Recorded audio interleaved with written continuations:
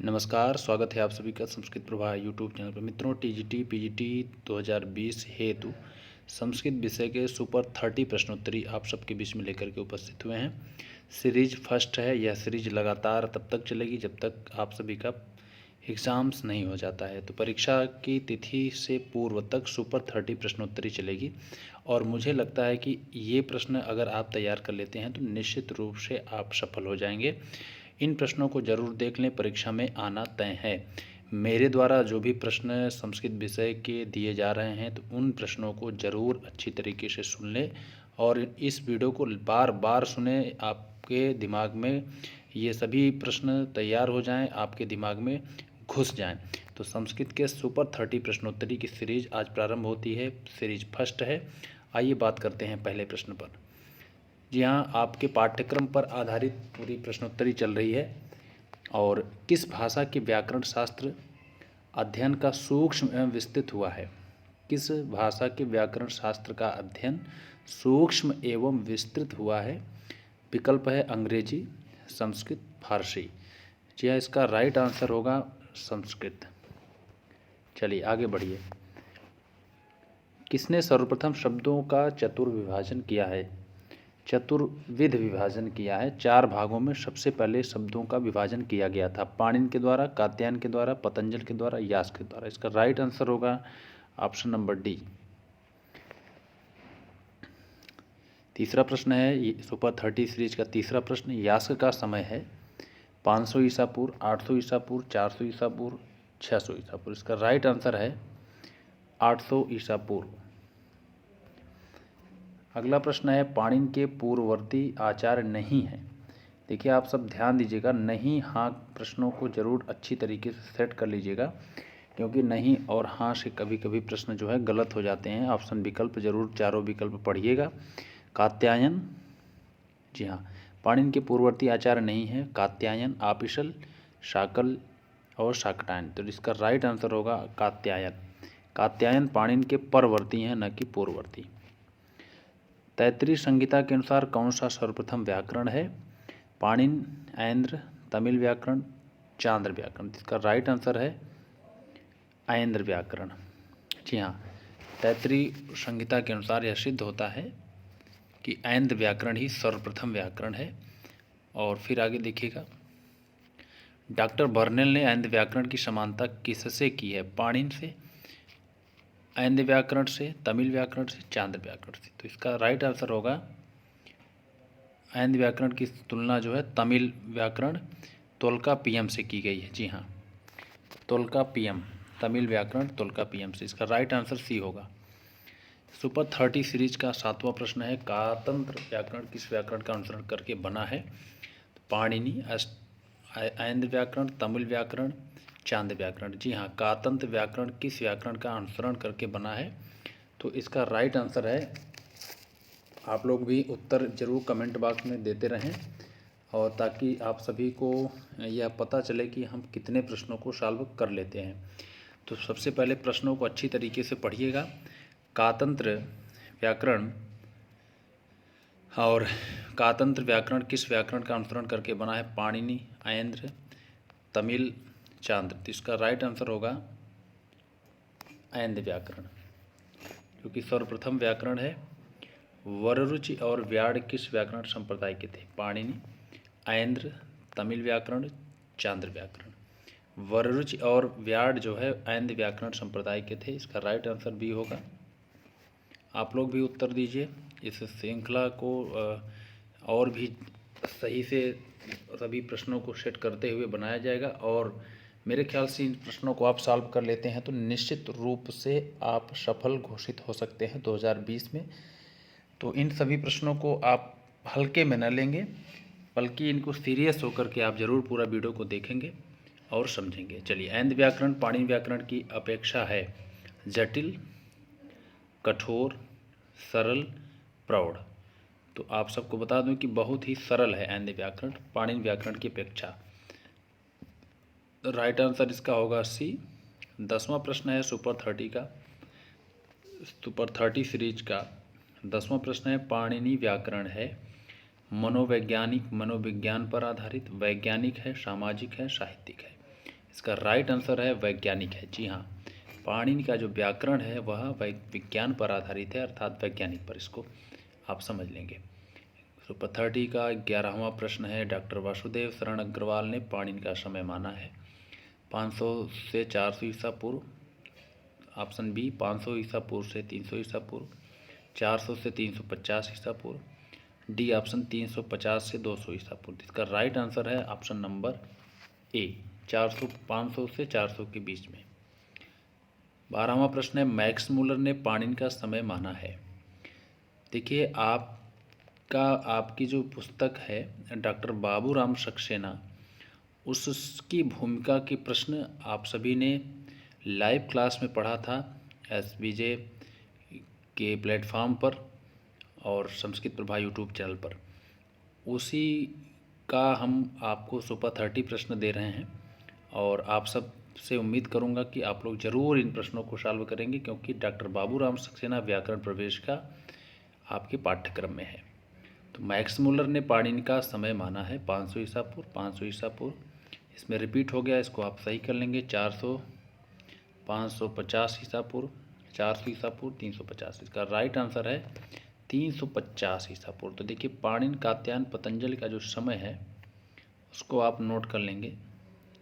Correct जो बनता है पाणिनि कात्यायन, पाणिनि का 450, कात्यायन का 350 और पतंजलि का 150 ईसा पूर्व। तो ये त्रिमुनि कहे जाते हैं। पाणिनि, कात्यायन, पतंजलि त्रिमुनि हैं। व्याकरण शास्त्र के 3 जो है विशेषज्ञ हैं, वैयाकरण हैं। ठीक है, अगला प्रश्न है 13वां। पाणिनि का जन्म हुआ था पद्मपुर, अचलपुर, अटक, उज्जैनी। तो इसका राइट आंसर होगा अटक जिले में शालातुर नामक गांव में, और अटक जिला इसमें वर्तमान में पाकिस्तान में है। 14वां है, शालातुर नामक गांव था इलाहाबाद जिले में, नागपुर जिले में, अटक जिले में, उज्जैनी में। इसका राइट आंसर है अटक जिला में शालातुर नामक ग्राम था जहां पर पाणिनि का जन्म हुआ था। फिर इसके बाद 15वां है, पाणिनि की माता है माक्षी, दाक्षी, दासी, याक्षी। देखिए इस प्रकार के टेक्निकल प्रश्न बनते हैं, इसलिए आप लोग गड़बड़ा करके उत्तर मत दीजिएगा। इसका राइट आंसर है दाक्षी। फिर आगे देखिएगा, देखिए क्रम यहाँ से थोड़ा सा बदला हुआ है। अब ये 15 के बाद 16 होगा, इसको आप लोग सही कर लेंगे, इसको सही कर लेंगे। ये 16 है। पाणिनि की रचना नहीं है पाणिनि शिक्षा, अष्टाध्यायी, पाताल विजय, वाक्पदीयम। तो राइट आंसर इसका होगा डी, क्योंकि वाक्पदीयम भर्तृहरि की रचना है जो कि व्याकरण ग्रंथ है। पाणिनि की मृत्यु हुई थी 17, ये क्रम संख्या यहाँ पर 17 मानेंगे। सुपर 30 का 17वां प्रश्न है, ए सिंह से, हाथी से, सी व्याघ्र से और डी सुअर से। इसका राइट आंसर है व्याघ्र से मृत्यु हुई थी, ऐसा जो है माना जाता है। पाणिनि की मृत्यु किस तिथि को हुई थी? पंचदशी को, चतुर्दशी को, त्रयोदशी को, एकादशी। इसका राइट आंसर है ऑप्शन नंबर सी, त्रयोदशी को मृत्यु हुई थी पाणिनि की। पाणिनि के गुरु कौन हैं? ये 18वां क्रम लिखा जरूर है, लेकिन इसमें आप जानेंगे 19 नंबर क्रम है। एक एक घंटा एक एक सीरीज घट गई थी। पाणिनि के गुरु कौन हैं? गोरखनाथ, भट्टोजी दीक्षित, उपवर्ष, भरु। देखिए ये राइट आंसर होगा ऑप्शन नंबर सी, पाणिनि के गुरु है उपवर्ष अथवा वर्ष। क्लियर? चलिए, पाणिनि की मृत्यु व्याघ्र से हुई थी, इसका प्रमाण देने वाला ग्रंथ है अष्टाध्यायी, सिद्धांत कौमुदी, पंचतंत्र, हितोपदेश। इसका राइट आंसर है पंचतंत्र। जी हाँ, राइट आंसर है पंचतंत्र। अष्टाध्यायी पाणिनि की रचना है, सिद्धांत कौमुदी भट्टोजी दीक्षित की है, हितोपदेश नारायण पंडित की है, अष्टाध्यायी पाणिनि की है, पंचतंत्र विष्णु शर्मा की है। तो पंचतंत्र के एक श्लोक से पता चलता है कि पाणिनि की मृत्यु व्याघ्र से हुई थी। सुपर 30 का 20वां प्रश्न है, पाणिनि ने किसकी तपस्या की थी? भगवान शंकर, आशुतोष की, त्रिलोचन की अथवा सभी से। देखिए सभी भगवान शंकर के पर्यायवाची हैं, इसलिए सभी आंसर इसका राइट आंसर होगा ऑप्शन नंबर डी।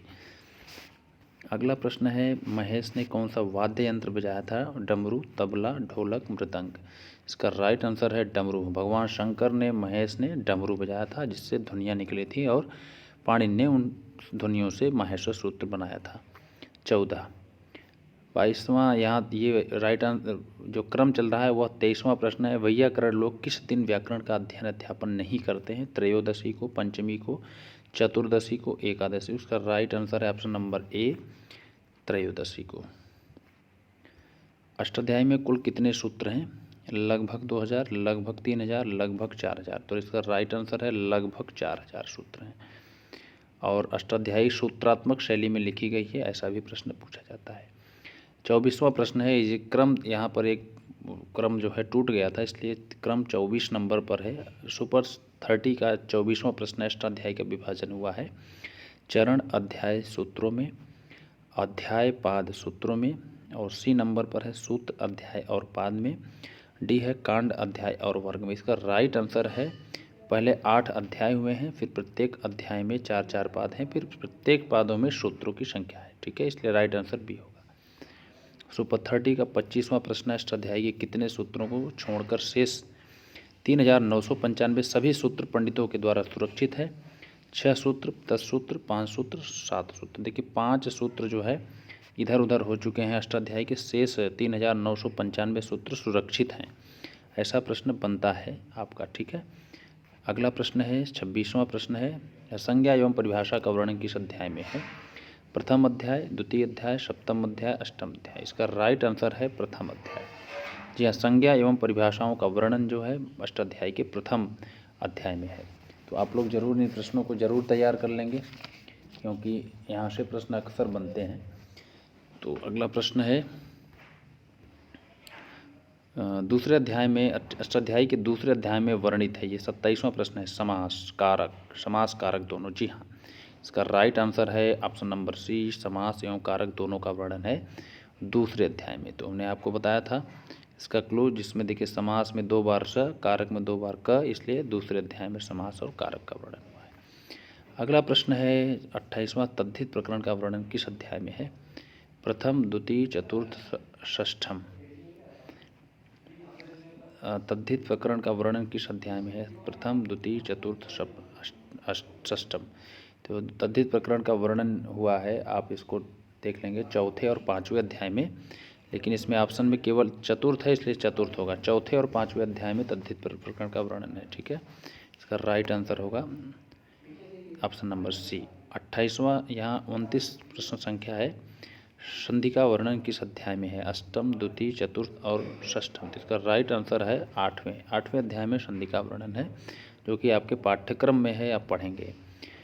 तो इस प्रकार से 29वां प्रश्न है कृदंत का वर्णन है, और लास्ट 30वां चल रहा है। और आप यहाँ से देख सकते हैं जो 28 है उसको 29 पढ़ेंगे, क्योंकि क्रम टूट गया था।